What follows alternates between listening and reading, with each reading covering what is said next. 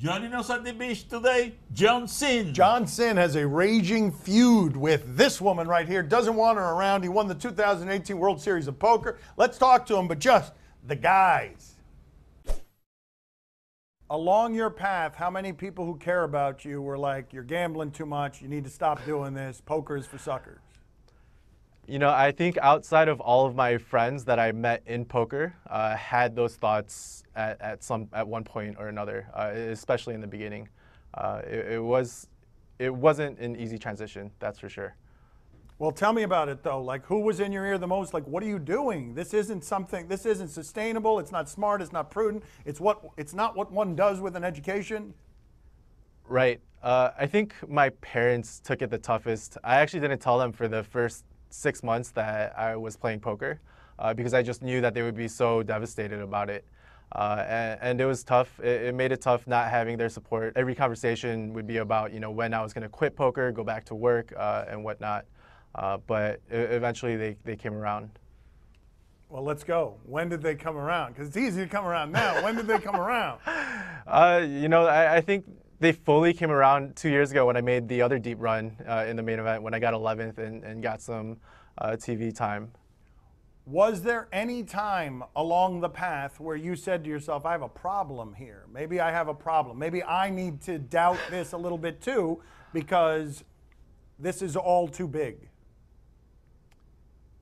You know, I don't think I ever hit that point. I've definitely hit different points in my career of going bust, and it was tough, but I never thought that I made the wrong decision. So how early on did you know this is what you wanted to be? When did you discover that this was for you as a career? You know, I always thought that I could make more money playing poker than having a normal job, but always, you know, wanted to go that route because I always thought that poker would be there and that I would only have, you know, 1 or 2 chances at going the corporate route. So, I mean, there was always a part of me that wanted to switch over to poker. And I think, you know, when I made the decision to quit my job and go poker full time, I think that's, you know, when I really knew that that's what I wanted to do. Did you have any unusual facility for numbers when you were younger? Anything, any stories that would suggest that you gravitated toward math and the kind of things that you need to be good at in poker?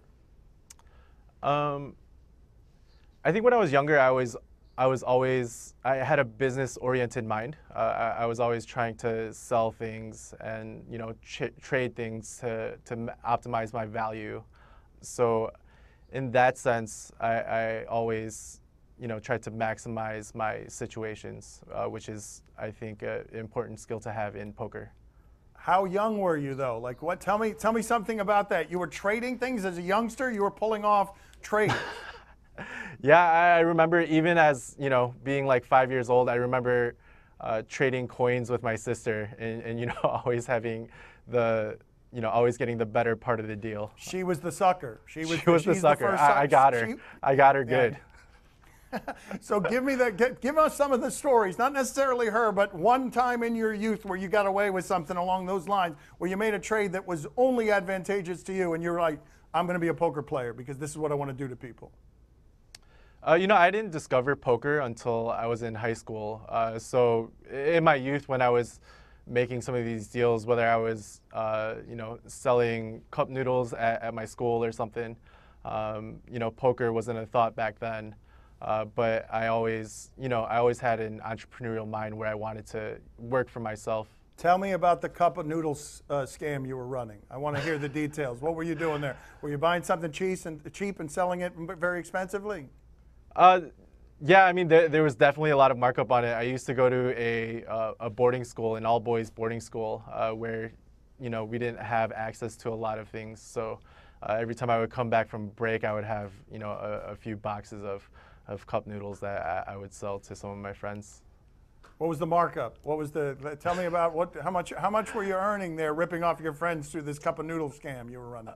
I think I was, you know, charging a couple bucks per noodle. I don't remember exactly what the profit margins were, but back then, to me, it was a ton of money. And I had my, you know, my mom paid for all the cup noodles too. So for me, it was all markup.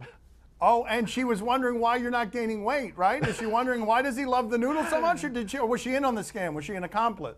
No, I don't think she had any idea I was selling the noodles, but yeah, I was chubby enough kid to begin with.